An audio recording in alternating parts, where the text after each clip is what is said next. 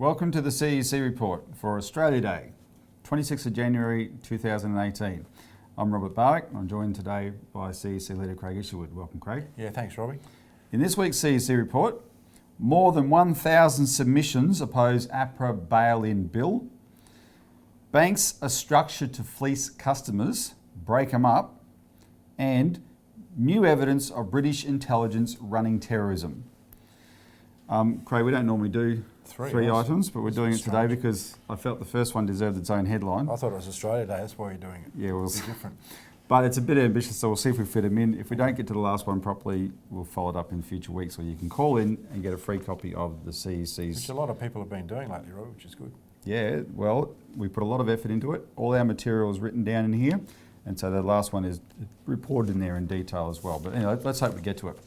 But the main issue is the headline today is the Senate Economics Legislation Committee that is inquiring into the Crisis Resolution Powers Bill for APRA met yesterday, and they updated their website to reveal that they actually received more than 1,000 submissions on this bill. I think when they first heard that we were mobilising on this, Robbie, they were very, very nervous because they rang in to our office and sort of gave us that impression that they were very nervous about us mobilising on this. Well, we've succeeded with 1,000 submissions. Well, they were worried they might get be flooded with a few hundred submissions from us. Well, they got 1,000, more than 1,000. So regular viewers of the CEC report contributed to that. Thank you very much. This is big. One of our people here did a quick survey of the the other inquiries that this committee conducts, and the average number of submissions that the Senate Economics Committee receives is about 30. And most We've of got those, 1,000. or a lot of those are actual government committees. Government departments, big banks, organisations, not individuals. We've got 1,000 ordinary Australians to participate in this government process. And so therefore, Craig, that's what makes it particularly outrageous that the committee has decided not to hold a public hearing, right? The public is very concerned about this bill. Why don't they want to hold a public hearing? It's in keeping with the way this bill's been treated from the beginning, right? Keep it under wraps. They hope to sneak it through. Well, we've made that impossible for them to sneak it through. But it's also in keeping with the reason Malcolm Turnbull, when he set the terms of reference for the Royal Commission, which is a different inquiry into the banks, he said it can't look at APRA, right? They don't want this subject looked at because, of course, it's too explosive. You know, in every other jurisdiction in the world where bail-in has been legislated, there's been virtually no discussion about it before it went in. We have made that impossible here. I want to give you an example of just how, where you see from their own words how much they're worried about what the public think. Because APRA made its own submission to this inquiry, and in its submission, we'll put the full text on the board on the screen here, but I'll just read some of the highlights of this paragraph. APRA went out of its way to say, nothing we're doing involves deposits, nothing we're doing, right? So it says, while the proposed legislation draws on international standards for resolution regimes, these are adopted in a manner that is appropriate for the Australian financial system. And then it says, so we've got provisions that can allow the bail-in of hybrid securities, I'm paraphrasing there, but it does not, and in their submission they underline not, it does not include a statutory power for APRA to write down or convert the interests of other creditors, including depositors. And then later on it says, APRA also notes and fully agrees with the statement in the Financial System Inquiry Report that in Australia, deposits should not be included within any such framework and should not be subject to bail-in. So when APRA wrote that, whoever at APRA wrote that, they're thinking of one thing. Themselves, their butts.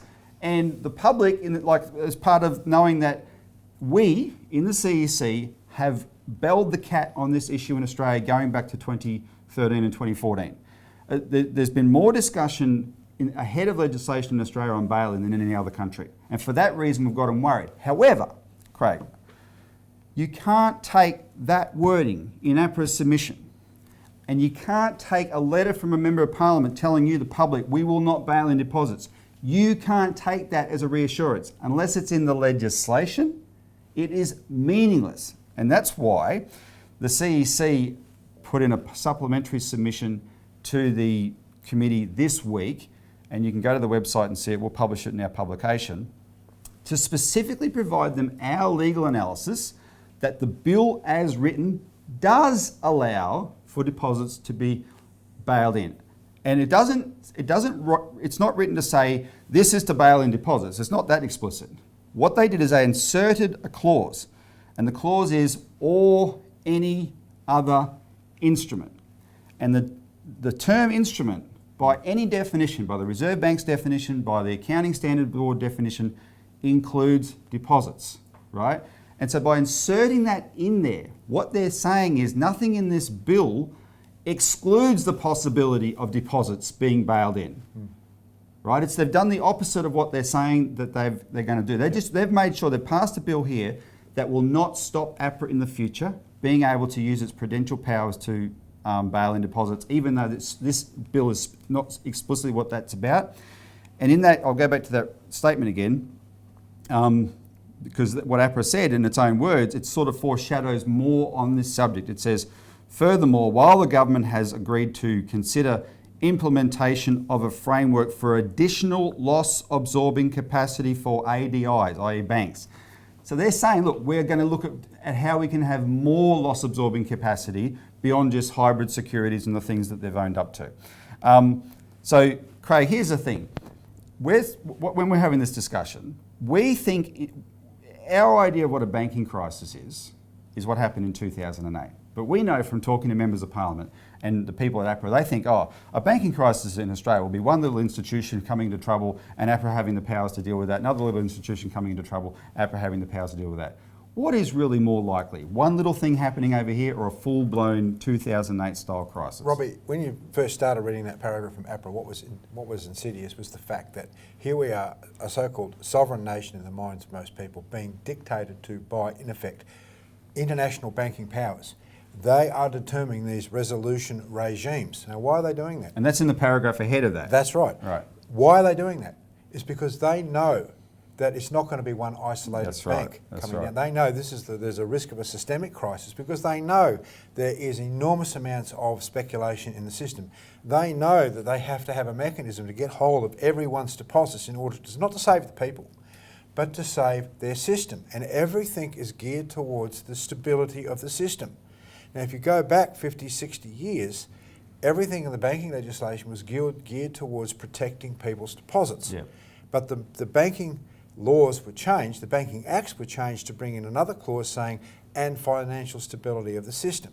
And what you've seen in the last... They're in conflict. And they're in conflict. And what this APRA bill is basically saying, or bringing in now, is the ability to say that the financial stability of the system is more important than people's deposits. Yes. Right? And that is the essence of this problem that we have here. So unless this bill has, first of all, unless it's completely thrown out, that's the best thing that could happen, and you bring in Glass-Steagall, which is a complete separation of the necessary commercial banking system, the boring banking system of deposits and normal loans from all the speculative stuff in merchant banking, investment banking, and all the vertical integration, which we'll talk about in a minute. Yep.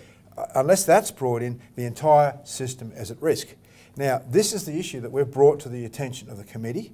They all know about it, but the real battle now is going to lie in the members or the people that are watching this particular show, realising the battlegrounds are now shifting to their individual members of parliament.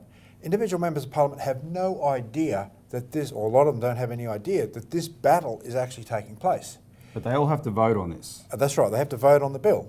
So that's where the battleground has shifted to. I mean, they're not going to hold public hearings because they're terrified that the quality of the submissions that have been put up on the website, their own committee's website, has made it very clear.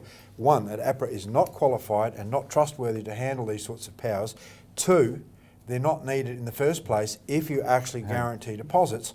But three, what's absolutely stunning and what is terribly frightening to the establishment is that the financial guarantee cannot and will not work and was never designed to work in the first place. So this idea that is broached by the politicians that somehow your $250,000 guarantee of your deposits is there and it's supposed to work, it was never designed to work, it can't work, it's never been enacted, and that's the fallacy. And if they held hearings, that's what would come up. That's what would come out. That would be on the 7:30 report. You know, all the major talk shows would be talking about this because this is the lie that's being propagated.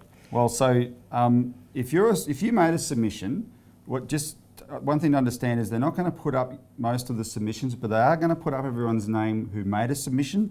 So your name will be up there. If you want your actual submission put up, call the committee and tell them that you're not happy with your submission not being put up. Ask them to put it up. But more importantly, keep working with the CEC to make sure you take our analysis to all members of parliament and senators, not just the committee, all members of parliament and senators, because they all have to get it there and vote on it at a certain point. Let's take a break. When we come back, we'll talk more about Glass-Steagall.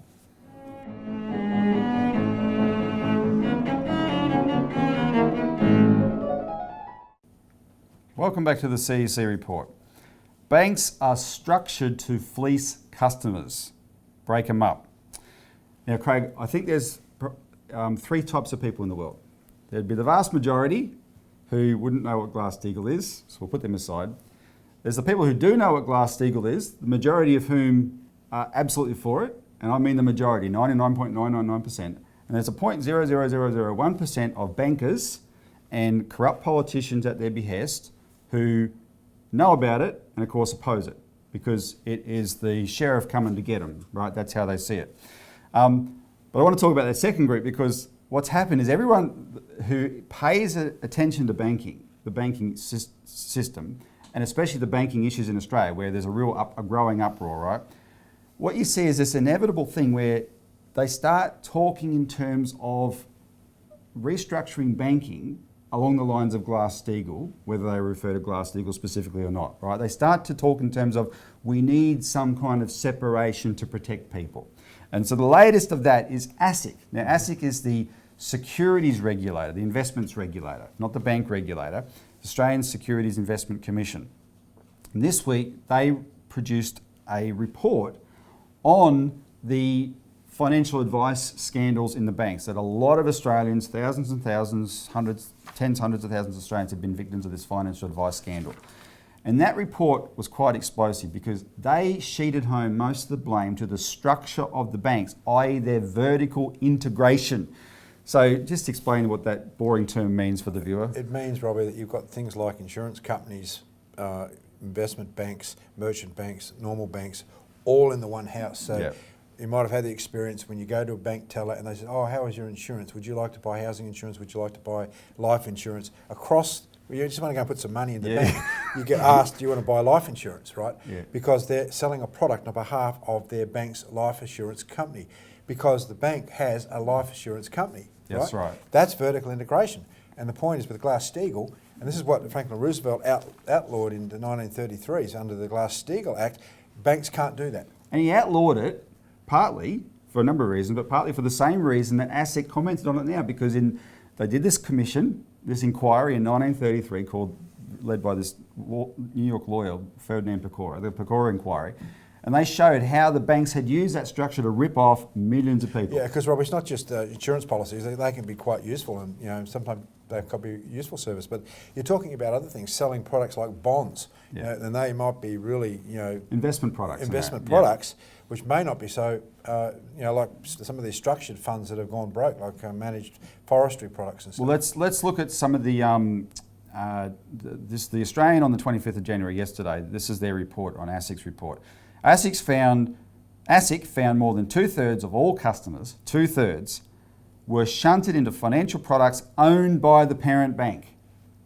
This was despite the bank's approved product lists, which dictate what products advisors are allowed to recommend, containing an average 80% of products sourced from other companies. But the advisors weren't doing that. Why? Because they don't get a commission from those other companies. Yeah. They get a commission from their own bank, right? And it's products, like you said, that, whether it's superannuation or investment products, etc. Quote, there was a clear weighting in the products recommended by advisors towards in-house products, ASIC said. Conflicts of interest are inherent in vertically integrated firms, and these firms still need to properly manage conflicts of interest in their advisory arms and ensure good quality advice. And so in response to this, the Greens Party finance spokesman, Senator Peter Whish-Wilson, said the ASIC report vindicated concerns about the dangers of vertical integration in the banking system.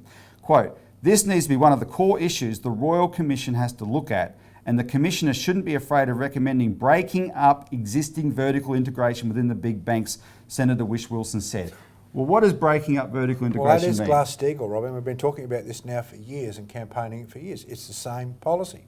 Unless you have a policy of separating out the necessary and boring banking that people need for and the economy needs to support the economy, from all the high-risk products that you've seen collapse, you've seen people lose their shirts over, right? If people want to get involved in that stuff, fine, but you don't have that sold by the normal banking system under the sort of like the legitimacy or the safety of what's perceived to be a normal safe People need to banking know system. when they go into a commercial bank, they are 100% secure, it's protected by the government, and if they want to be studious with their money, that's where you go. And also, if they want to take risks, go somewhere else. Also, the important thing is the bank has to be seen to be looking after their customers' interests first and foremost, not their shareholders and not their investors. Yes. So when you've got a merchant bank and investors involved, right, you've got a conflict of interest straight away.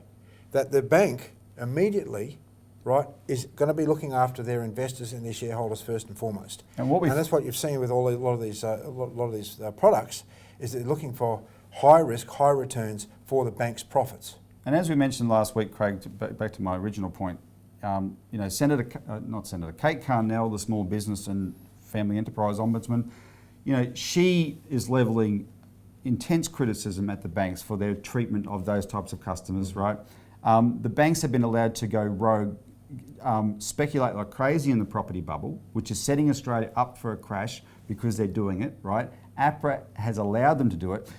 And ASIC, I want to make a comment about ASIC. This is excellent from ASIC that they've done this, but there are plenty of people out there that have been burned by under ASIC's watch as well. The former chairman of ASIC, Greg Medcraft, left in November. On his way out, he gave a warning about these hybrid securities that we've repeated here, that $43 billion worth have been sold to, you know, 500,000 unsuspecting mum and dad investors in Australia. These are securities, Robbie, that if the banks go down and get bailed in, or they get, you know, basically converted to shares, people don't realise that this is going on. And he criticised APRA for allowing the banks to sell them to those investors. So it was very good that he did that. But where's ASIC been all these years? ASIC, Craig, to me, is starting to behave like a regulator who knows that the products that they've allowed to be sold could soon blow up, and they want to be seen to be doing the right thing now, right? Yep. Because well, they are blowing up in other places around the world. That's the point. Exactly. So that's why sometimes you get this kind of common sense from them. Anyway, people are coming around to the Glass-Steagall solution. Let's take a break and we'll change the subject onto terrorism.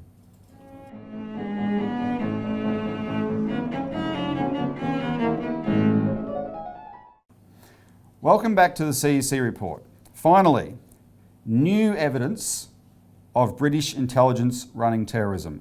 And I thought about making that headline, more evidence of British intelligence running terrorism, because the evidence is growing. But the new evidence comes from Ireland, the Republic of Ireland, Craig, like most countries, including Australia, has a 30-year rule on its state papers. All right? In Australia, the cabinet papers are released after 30 years. So on the 29th of December, Ireland released these papers under its 30-year rule from 1987.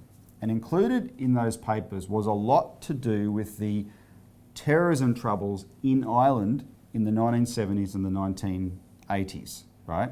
And of course, it's related to the IRA, etc. But this particular group of papers wasn't so much about the IRA. There's a loyalist terrorist group called the Ulster Volunteer Force. And I must say, from here in Australia, you never heard much about the loyalist, the pro-British terrorists. You always heard about the IRA. This loyalist terrorist group, though, was pretty deadly, and they committed terrorist attacks. In those papers, they had a letter to the Irish government where they made quite a series of quite extraordinary confessions. And the main one was they worked with MI5. And what they did was orchestrated by MI5. So one of the things they confessed to was that MI5 had asked them to assassinate the former Irish Prime Minister. So this was in 1985. The Irish Prime Minister's, the leader of the opposition then was Charles, I'm guessing you'd pronounce it Hoffey. So he had been the Prime Minister twice. He was then the leader of the opposition, and he became Prime Minister again a few years later. But in 1985, he was leader of the opposition. He was the head of the Fianna Fáil party. He was perceived in London as pursuing a tougher line on nationalist and Republican issues. And the UVF letter said, MI5 approached us and said, you should assassinate this guy, and they gave us all the information about his movements and whereabouts to do it, right? They, though, refused because they said, although we don't like you, the Irish government, we're not going to carry out work for the dirty tricks department of the British.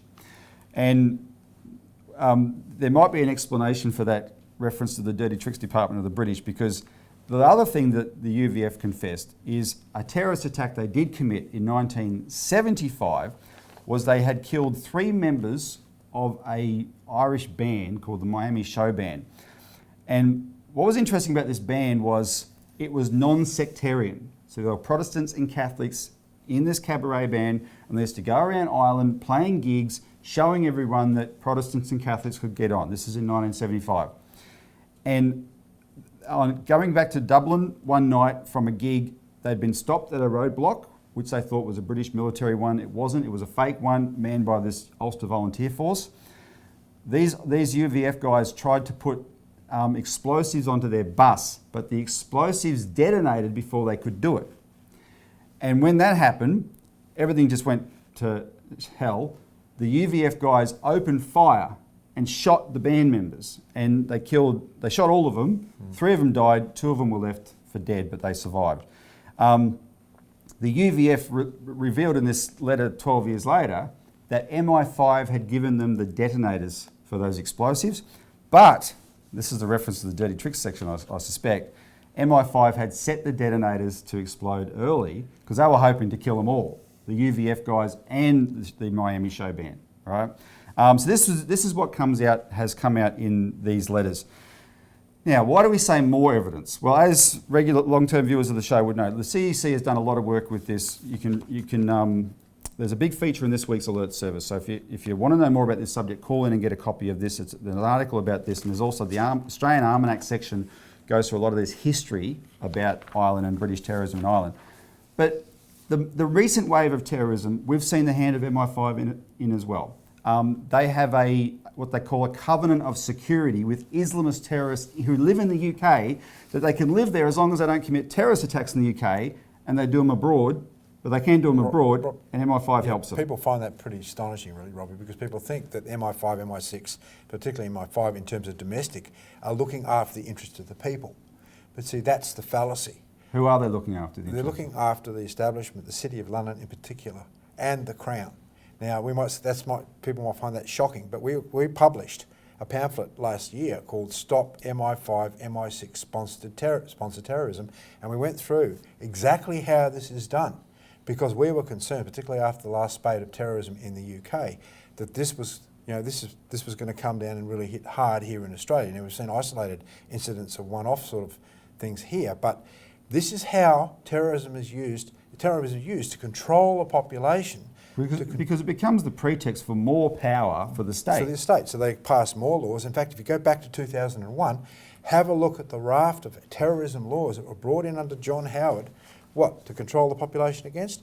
Economic collapse. Craig, and that's all we've got time for this subject, but I will refer back to an episode we did 4 weeks ago on the Mont Pelerin Society and Thatcherism. Mm-hmm. And the thing is, people have to understand that Thatcher, the revolution she ran was so brutal in economic terms. She was helped by this terrorism crisis at the time because that allowed her to seize the powers that she did to run through both kind of policies. Anyway, that's all we've got time for. Call in and get a copy of this and keep participating in the CEC's mobilisation. Take our material to your Member of Parliament before they vote on this bill. Thanks, Craig. Thanks, Robert. Thanks for tuning in.